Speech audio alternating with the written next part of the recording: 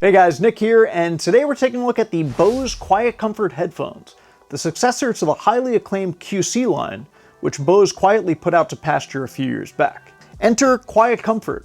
Same vibe as the original QC, but with some new tech and features that help breathe some new life into the signature brand. Stay tuned as we walk through it all and see if these are worth picking up. First, let's talk about the unboxing. So inside the box, you're greeted with the headphones and a really nice hard shell case, which already scores major points if you're tired of carrying around your premium headphones in something that looks like a ball sack.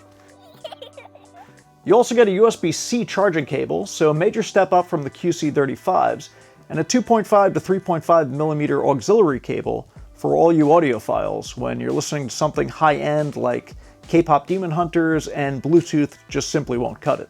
The case itself is matte black, and inside you have a nice elastic mesh for the cables and a large space for the cans themselves. Super lightweight despite its bulky appearance, and easy enough to toss into your travel bag or backpack. Although I usually raw dog these bad boys in my gym bag and have had no noticeable wear and tear or other issues.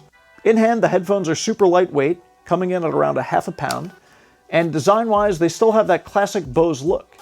They come in a bunch of different colors, but I went with this hideous beige color that they're calling sandstone. And I picked these up mainly because they reminded me of 1980s tech that would eventually turn this kind of beige color due to secondhand cigarette smoke and the like. The ear cups, you get your Bose classic faux leather ear cushions with an R and an L to match up your ears, and a beefed up headband that doesn't vice grip your skull like some other cans at this price point. And in the age of missed volume swipes on touch panels and sleeker designs, it's actually somehow refreshing in 2025 to have a pair of headphones that still folds, and also has physical buttons on the side for controls. So on the right side you get your power toggle, and then you have your play, pause, stop button, and then you have your fully dedicated volume up and volume down buttons.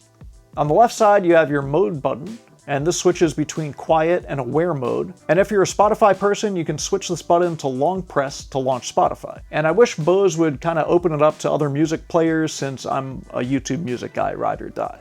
On the head, you see why comfort is right inside the name. Super comfortable and lightweight, especially when comparing to the noticeably heavier AirPods Max and even Sony's recent XM flagships. Now, as someone who has been disappointed with Tim Cook's dumbing down of Apple's ANC over the years, to encourage that you always run out and buy his latest pair, I was super excited to pop these on my head and see how they fare. And after having these for almost a year, I'm really happy with what Bose is able to block out. So Bose is using a bunch of microphones and tech both outside and inside the ear cups to listen to what's going on around you, and then instantly generating the opposite sound to cancel it out. Background noise disappears completely, so traveling into the city on the train is noticeably muted, especially when you're listening to tunes, and even in the gym, these block out a lot of the hum from the machines. Although you do have to watch out for that occasional barbell drop and lunk alarm. If you don't have music on and you're in a really loud area, these will really just muffle out 70 to 80% of the sound. But if you put on some tunes, or I've even found just popping on some white noise, you can completely drown out the outside world. As mentioned, Bose has transparency mode, which they call aware, which works if you're into that. And again, switching modes is super easy with real physical clicky buttons. Now, most important, let's talk about the sound. The QuietComforts are all about balance, so no insane bass, although it's certainly there. No super warm profile. These are just an amazingly well-balanced pair of headphones. The lows come in through tight, mids are super clean, and the highs have just enough sparkle and room to hear the intricacies of acoustic guitar on your favorite classic rock songs. The soundstage is surprisingly wide as well, allowing each instrument, vocal track, and background vocals room to breathe and shine in their own space. And with the 40mm drivers, which are surprisingly larger than the 35mm drivers in the QuietComfort Ultra, listening to songs I've been rocking since 1997, I've enjoyed picking up on new sounds in the background, whether it be a subtle vocal harmony that I never noticed, or the slide of a guitar string.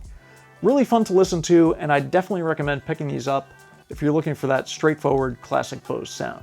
In terms of battery life, you're looking at 24 hours with ANC on, and you get fast charge with USB-C, so 15 minutes will give you a few hours of playback in a pinch. These headphones also support multi-point Bluetooth pairing, which means you can hop between your phone and laptop without an issue, which makes jumping on calls super easy. And speaking of calls, microphone quality, you're listening to it now.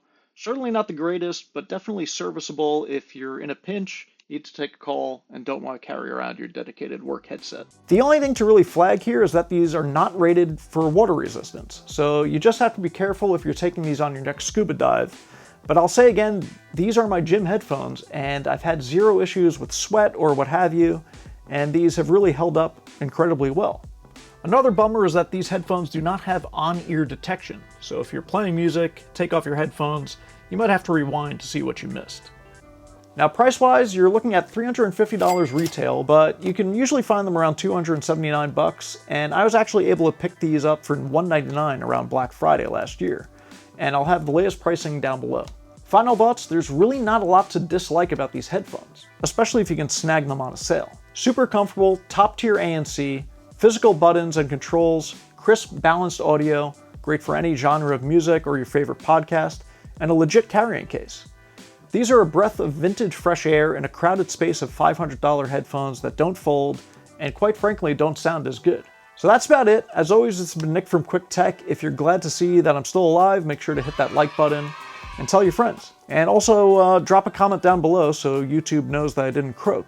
It helps the algorithm, you know that. Links for deals as always down below, and I'll see you in the next one. You take care now.